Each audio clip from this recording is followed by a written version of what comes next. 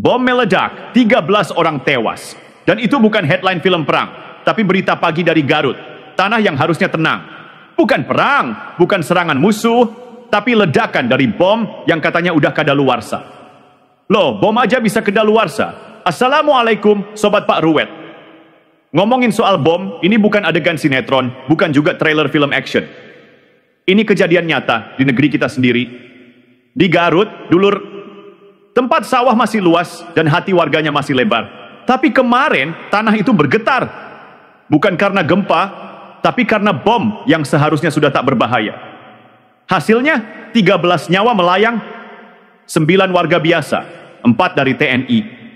Pak Ruwet nggak bisa duduk manis saja kalau yang melayang itu nyawa rakyat. Apalagi kalau penyebabnya kelalaian yang mestinya bisa dicegah. Loh, kok bisa ya bom yang katanya udah kedaluarsa masih dipelihara? Jangan-jangan yang kedaluarsa bukan cuma bomnya, tapi juga prosedur yang ngatur cara pemusnahan amunisi. Ini bukan masalah main-main. Kalau bomnya udah tak layak pakai, kenapa masih ada di gudang? Kalau udah kedaluarsa, kenapa nggak dimusnahkan dengan cara yang jauh lebih aman? Pemusnahan amunisi itu bukan urusan asal ledak, tapi soal nyawa yang dipertaruhkan. Seharusnya nggak ada tempat buat keteledoran. Tim militer katanya sudah melakukan pengecekan, katanya sudah aman. Tapi kenyataannya malah jadi tragedi. Cek lagi prosedurnya, jangan sampai SOP cuma jadi kertas kosong. Kalau orang yang udah terlatih aja bisa kecolongan, gimana nasib rakyat biasa yang cuma ngumpulin sisa peluru? Dan soal lokasi, ini juga jadi PR besar. Kenapa pemusnahan amunisi dilakukan di dekat pemukiman warga? Kalau memang harus, kenapa nggak di tempat yang lebih jauh, lebih aman? Jangan cuma berpikir soal tanggap darurat, tapi juga tentang keselamatan jangka panjang. Apa sih yang kurang dari sistem pengamanannya? Kok bisa sampai ada korban jiwa yang begitu banyak? Ini bukan kecelakaan, ini kelalaian yang seharusnya bisa dicegah. Mungkin para petinggi TNI perlu duduk di saung ini, dengerin suara rakyat yang bukan cuma bertanya, tapi juga menuntut tanggung jawab. Pak Ruwet nggak mau menambah luka, tapi kalau nggak ada yang berani berbicara, tragedi kayak gini bisa terulang. Nyawa bukan barang murahan yang bisa dipertaruhkan begitu saja. Lihat aja, di saat warga berduka, kita masih disuguhi pertanyaan yang tak kunjung dijawab. Apa sebenarnya yang salah dalam prosedur itu? Kenapa bahan peledak yang harusnya sudah dipensiunkan malah jadi ancaman? Kok bisa amunisi yang seharusnya aman malah jadi petaka? Tugas TNI itu mulia, melindungi negara dan rakyat. Tapi kalau sampai terjadi kelalaian seperti ini, siapa yang harus dimintai pertanggungjawaban? Apa hanya cukup dengan ungkapan bela sungkawa, atau harus ada langkah nyata untuk mencegah tragedi serupa? Pak Ruwet cuma mau bilang, rakyat sudah cukup lelah dengan tragedi yang bisa dihindari. Kita bukan cuma butuh kata-kata, tapi juga bukti bahwa sistem pengamanan itu bekerja dengan benar. Kalau bukan sekarang, kapan lagi kita bisa bicara soal perbaikan? Kalau bukan kita, siapa lagi yang akan mendorong supaya kejadian ini tidak terulang? Jangan sampai nyawa jadi angka statistik. Dan tragedi jadi bagian dari rutinitas yang dianggap biasa. Kalau sistemnya nggak diperbaiki, ya siapa yang bakal dijadikan korban lagi? Cukup sudah. Inilah yang jadi masalah. Dulur, kita nggak bisa terus-terusan disuguhkan alasan yang sama, sudah dicek, sudah aman, tapi meledak juga. Kalau sistemnya begitu, ya udah pasti bakal ada yang kecolongan. Bukan cuma soal ledakan ini, tapi tentang bagaimana kita memandang keamanan. Kalau sudah begini, siapa yang bakal disalahkan? Siapa yang bakal bertanggung jawab? Siapa yang bisa kita percayakan untuk menjaga nyawa rakyat? Pemusnahan bahan peledak bukan pekerjaan main-main. Itu kerja besar, kerja yang kalau sampai salah bisa berakibat fatal. Apalagi kalau itu melibatkan warga sipil yang tidak tahu apa-apa. Mereka datang cuma untuk ngumpulin sisa-sisa logam yang dianggap berharga, tapi malah jadi korban karena sistem yang longgar. Bukan cuma dari pihak militer, tapi pemerintah juga harusnya lebih ketat memonitor lokasi pemusnahan amunisi ini. Jangan cuma asal ada tempat jauh dari pemukiman, tapi nggak dipikirin soal risiko kecelakaan yang bisa terjadi. Kalau udah begini, siapa yang disalahkan? Warga yang cuma nyari rejeki, atau sistem yang gagal mengantisipasi bencana? Pak Ruwet masih heran kok bisa sampai begini? Sudah banyak contoh kejadian serupa di negara lain. Kenapa kita nggak belajar dari kesalahan yang sudah ada? Kenapa standar keamanan kita nggak bisa setinggi itu? Jangan sampai ada lagi yang mati sia-sia karena keteledoran yang seharusnya bisa dihindari. Bukan cuma dari sisi keamanan, tapi juga dari sisi kemanusiaan. Kenapa warga sipil bisa sampai sedekat itu dengan lokasi pemusnahan? Apa nggak ada perimeter, nggak ada larangan? Atau jangan-jangan mereka memang nggak tahu apa-apa karena nggak dikasih tahu? Pak Ruwet nggak nuduh, tapi ini penting ditanya. Karena kejadian kayak gini seringnya bukan sekali dua kali. Dan rakyat kecil lagi-lagi yang jadi korban. Yang jadi tanya besar, kenapa rakyat harus terus bayar harga atas keteledoran sistemik? Terus terang aja, ini bukan cuma tentang bom yang meledak, tapi juga tentang kepercayaan yang ikut hancur. Rakyat itu sederhana, dulur, asal merasa aman, tenang, dan dihargai. Tapi kalau tiap kali ada kejadian tragis, yang dikasih cuma pernyataan kami akan evaluasi, tapi nggak pernah kelihatan perubahan nyata. Lama-lama rakyat bisa mikir, apa nyawa kami semurah itu? Tapi kalau tiap kali ada kejadian tragis, jawabannya cuma sedang diselidiki, kami turut berduka, lalu sunyi, rakyat bisa apa? Nggak ada jaminan kejadian serupa nggak bakal keulang. Lama-lama rakyat cuma bisa pasrah, bukan karena ikhlas tapi karena lelah. Ruwetnya lagi, kalau udah masuk media, baru semua pihak ribut. Baru ada klarifikasi, baru sibuk bersih-bersih nama, tapi saat prosesnya masih jalan, saat bomnya masih utuh, siapa yang jaga prosedur? Siapa yang pastikan rakyat sipil nggak bakal mendekat?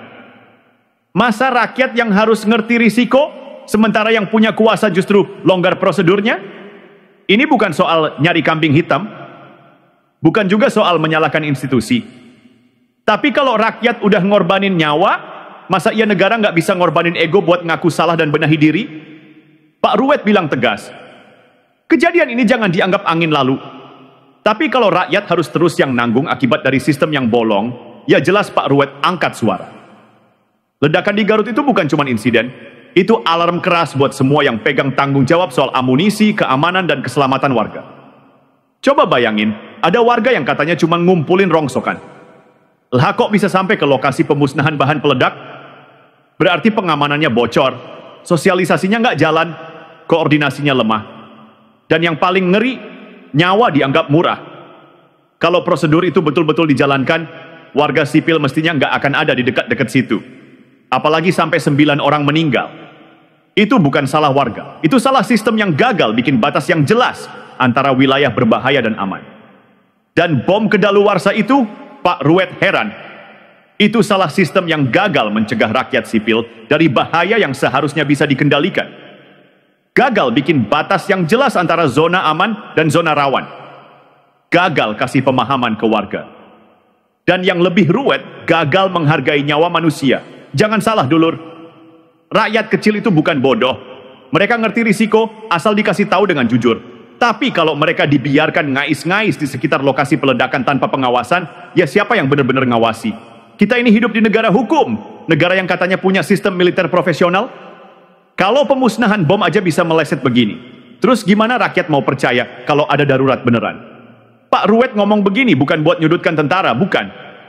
Tapi biar jadi pengingat, kalau prosedur longgar, nyawa melayang. Dan yang paling sering melayang, bukan yang pegang pangkat, tapi yang cuma pegang cangkul. Pak Ruwet ngomong begini bukan buat nyudut-nyudutin siapa-siapa, tapi ini peringatan. Jangan remehkan nyawa rakyat. Jangan anggap biasa tragedi yang sebenarnya bisa dicegah.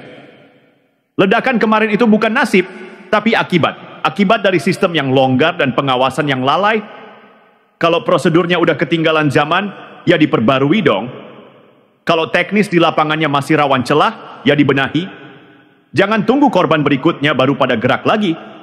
Rakyat udah terlalu sering dijadikan angka statistik, bukan manusia yang dirindukan keluarganya. Dan buat para pejabat yang duduk di balik meja, jangan cuma gelar konferensi pers. Turun ke lapangan, lihat luka yang ditinggal bom itu. Rasakan sendiri derita warga. Baru tahu gimana rasanya jadi yang ditinggal. Dan menurut keterangan resmi dari Kadis Penat, Brigjen Wahyu Yudayana, tim sudah ngecek personel dan lokasi sebelum pemusnahan. 2 lubang dibuat, katanya sudah dinyatakan aman. Bahkan 1 lubang tambahan juga disiapkan. Tapi faktanya, ledakan tetap terjadi. Dan bukan 2, tapi 3 lubang yang terlibat. Lah, kalau sudah dinyatakan aman, kok bisa ada korban sebanyak itu? Ini yang bikin rakyat bingung. Apakah pengecekan itu benar-benar dilakukan secara menyeluruh? Atau cuma formalitas prosedur di atas kertas? Pak Ruwet bukannya suudzon, tapi tragedi ini membuka celah pertanyaan besar. Apa SOP pemusnahan amunisi memang seketat yang selama ini diklaim? Kenapa justru lubang ketiga yang meledak dan jadi pusat petaka? Kenapa justru lubang di luar dua yang dinyatakan aman itu yang makan korban? Dan yang bikin hati makin nyesek. Mayoritas korban itu warga sipil, bukan bagian dari tim. Artinya jarak antara lokasi peledakan dan aktivitas warga itu terlalu dekat atau pengamanannya yang longgar. Ini fakta dari peristiwa, bukan karangan. Apa perimeter keamanan benar-benar dipasang dan dijaga? Atau malah warga dibiarkan mendekat karena nggak ada informasi yang jelas? Jangan sampai ini jadi pola lama. Warga sipil dijadikan korban diam-diam karena miskomunikasi atau minimnya sosialisasi. Kalau benar ada lubang ketiga yang dibuat di luar dua sumur awal, berarti ada perubahan teknis di lapangan. Nah, perubahan itu diawasi siapa? Disetujui siapa? Dan yang paling penting, apakah protokol keamanannya ikut disesuaikan? Pak Ruwet bukan tentara, bukan insinyur amunisi. Tapi Pak Ruwet ngerti satu hal. Kalau rakyat sipil sampai kena, berarti ada pagar yang jebol. Ada tanggung jawab yang bocor. Dan kejadian ini, mau dibungkus dengan istilah apapun, tetap tragedi. Dan tragedi itu harus ada yang bertanggung jawab. Apalagi setelah kejadian muncul kabar kalau banyak warga yang biasa datang ke lokasi-lokasi pemusnahan buat nyari serpihan logam sisa ledakan. Buat mereka itu bisa dijual, bisa jadi penghasilan tambahan. Tapi disinilah letak ruwetnya. Kalau warga bisa sedekat itu dengan bahan peledak, berarti sistem pengamanannya rapuh. Harusnya setiap pemusnahan itu steril. Bukan cuma steril dari personel, tapi juga dari kemungkinan akses warga sipil. Bukan salah warga kalau mereka nggak ngerti bahayanya, salah sistem kalau nggak ngasih tahu. Lalu ada juga pertanyaan, kenapa pemusnahan dilakukan di lokasi terbuka, dekat dengan permukiman? Apa karena pertimbangan teknis, atau karena sekadar udah biasa di situ? Kalau tempatnya rutin dipakai, ya harusnya, apa karena pertimbangan teknis, atau karena sekadar udah biasa di situ? Nah, udah biasa itu yang sering jadi jebakan. Karena kalau SOP-nya disetir kebiasaan, bukan keamanan, ya tinggal tunggu waktu sampai kejadian kayak begini terulang lagi. Kalau lokasi itu memang sering dipakai untuk pemusnahan, kenapa nggak dibangun sistem pengamanan permanen? Pagar, pos penjagaan, jalur evakuasi, sosialisasi rutin ke warga sekitar. Masa pemusnahan bahan peledak tapi keamanan cuma model sementara? Dan yang bikin hati rakyat makin perih, ini bukan daerah konflik, bukan daerah rawan teror. Ini Garut, tanah yang damai. Tapi justru di tempat setenang itu, rakyat sipil malah kehilangan nyawa karena sesuatu yang mestinya bisa dicegah. Karena sesuatu yang mestinya bisa dicegah. Tragedi di Desa Sagara itu bukan karena musuh, bukan karena perang, tapi karena kelalaian. Dan kelalaian kalau nggak ditindak, bakal jadi kebiasaan. Jadi jangan cuma bilang, kami berduka, lalu angkat tangan. Rakyat nggak butuh pelukan basa-basi. Rakyat butuh jaminan bahwa kejadian kayak begini nggak akan terjadi lagi. Bahwa prosedur benar-benar diperiksa. Bahwa ada sanksi kalau ada yang lalai. Dan yang paling penting, rakyat butuh dihormati dengan dijaga nyawanya. Ini bukan soal benci sama TNI atau sama siapapun yang terlibat. Ini soal sistem yang harus bertanggung jawab, soal prosedur yang harus dilaksanakan dengan benar, bukan asal-asalan. Ini soal rakyat yang sudah terlalu lama dipinggirkan, terlalu lama dijadikan korban dari kelalaian yang dianggap biasa. Dulur, kejadian Garut itu harus jadi pelajaran besar.